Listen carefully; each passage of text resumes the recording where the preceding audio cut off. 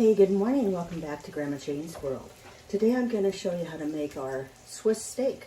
And it's always been so good. You buy a round steak and you cut it up and then pound it with flour. I did have the meat man tenderize it.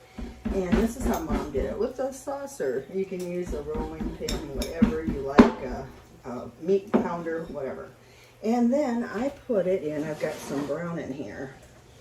A fry pan with cooking oil. I use peanut oil like I normally do. I'm kind of a peanut oil freak right now. And I've got 3 of them in there already kind of browned. Brown steak is not the most tender cut of meat, but it's pretty lean and it's not too bad. And by the time you do the process I do to it and put it in the oven after it's browned and all, it ends up being where you can cut it with a fork. So I'm going to put these pieces. I have a pan here with water and a meat rack in it. I don't have all that water. It might be too much. I'm going to just put like a cup or so of water in the bottom. And I've salt and pepper each side of the meat. You have to put a little more peanut oil in there. And don't put it on the meat or it won't brown. Put it around the meat. Okay. And I'll salt and pepper this side too. And it gets browned and it gets the pan too. When I'm done browning, I will heat the pan up a little bit with a little bit of water, and then I'll make a thickening with flour and milk. And it'll be milk gravy over mashed potatoes. And then you can always do a side dish of another vegetable or coleslaw or whatever you like, you know. Apple salad sounds good, whatever. So this is not a hard thing to make, not a hard dinner at all, and it's very good. This week I'll be showing you some side dishes that are really filling. If you have kids that you need to fill up, like spaghetti and tomatoes, it doesn't take much, it's cheap to make, it's very good. I like it. I can just make a meal of it, but it could be a side dish as well.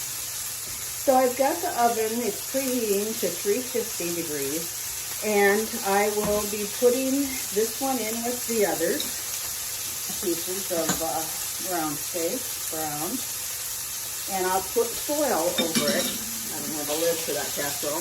And I was going to remind you that I learned from a caterer that the shiny side of the aluminum foil should be the one closest to the food.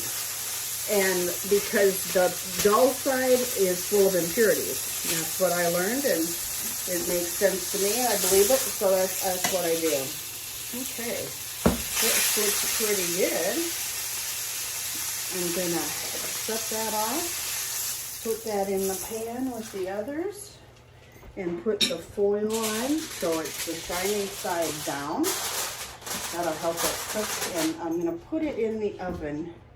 Well, it would help if I got my spaghetti pasta pan out. Okay. And I will put that in the oven for an hour. We'll come back and check on that, and I'll show you how to make the milk gravy at that time. Okay. See you in a bit. Bye. Hey, welcome back. I gotta show you the Swiss steak. I'm taking out of the oven. Looks fabulous.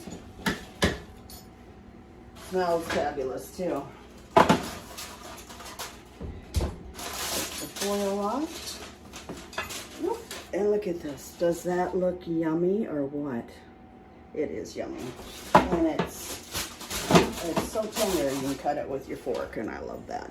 Now I'm going to show you how to make the milk gravy that goes along with that.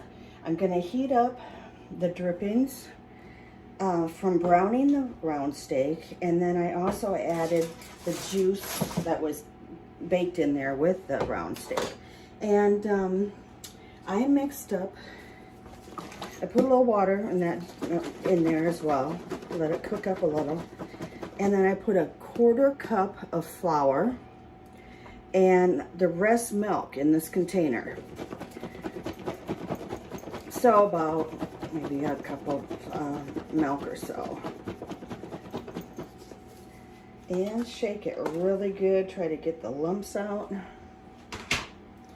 And this is heating up. I'm gonna use a wooden spoon, I believe, because I don't want to scrape my pan surface. And I'll slowly add this thickening.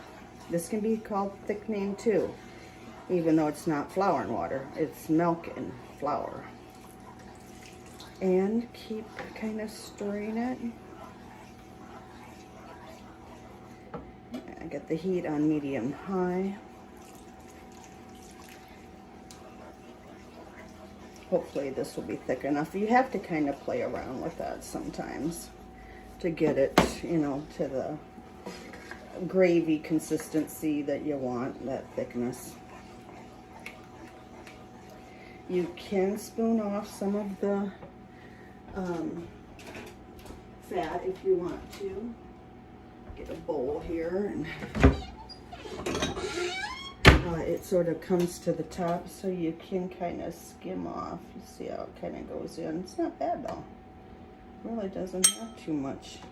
When it's real apparent, then I like to take a little of the grease off of it. But it doesn't seem too bad. I'm gonna put it up a little higher here. I've got some mashed potatoes made. I haven't got a salad made yet. Might not even have one. Might do some good bread and just let it go as Swiss steak, mashed potatoes, milk, gravy. That'll fill us up because we don't usually eat that much. We kind of are into eating more of a salad.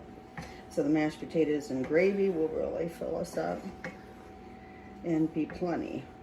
Might even skip on the bread today. But I am going to give the neighbors some of this, so that'll help us eat it up, which is a good thing. And then I'm going to add a little salt and pepper to this. Not too much, but a little bit. And see if we can get a little thicker here. Then I might add a little more thickening, so I can make quite a bit of this milk gravy. This is one of my favorite meals when I was growing up as a kid that Mom made. I don't know why. I wasn't a huge meat eater, but this one, the meat is so tender. And I love the milk gravy, and so did a friend of mine. I always had her come over and have it when we had it because her mom didn't make it. And it's sort of boiling, so it's going to get thicker, like a gravy. And then I'll add a little more. I want to make plenty for all of us. Okay, so I'm happy with that. I didn't taste it, but anybody can add more salt and pepper to it, you know, if they want to, once they are served. So now I'm going to plate it so you can really see how this looks. I'll get a piece of meat out of there. And I'll scoop some, turn that down a little, you don't want it to boil too much. Get a scoop of mashed potatoes on there. And this is really going. So you just don't want it to burn or anything like that. And get my ladle.